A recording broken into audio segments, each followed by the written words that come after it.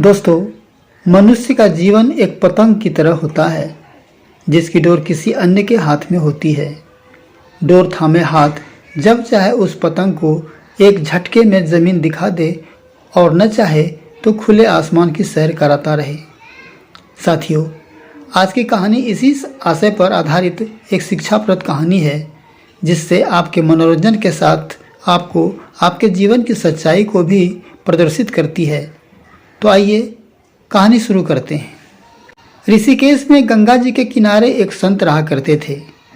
वह जन्म से अंधे थे।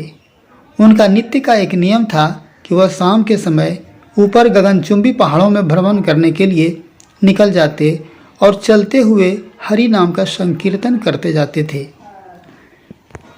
एक दिन उसके एक शिष्य ने उनसे पूछा, बाबा, आप हर रोज़ इतने ऊंचे ऊंचे पहाड़ों पर भ्रमण करने हेतु जाते हैं।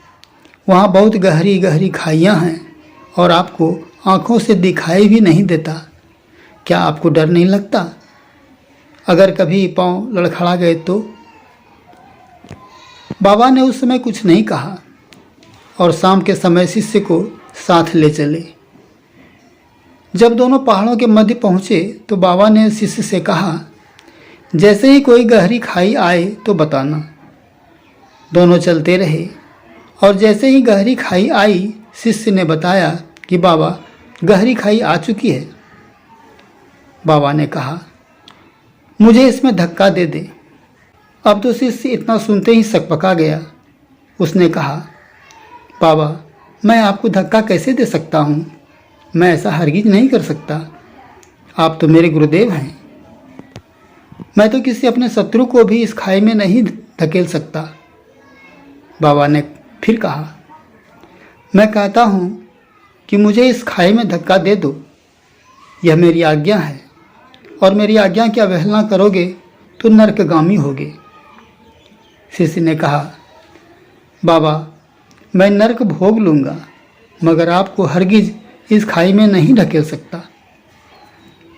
तब बाबा ने शिष्य से कहा, रे नादान बालक, जब तुझ जैसा एक साधारण प्राणी मुझे खाई में नहीं धकेल सकता तो बता, मेरा मालिक भला कैसे मुझे खाई में गिरने देगा?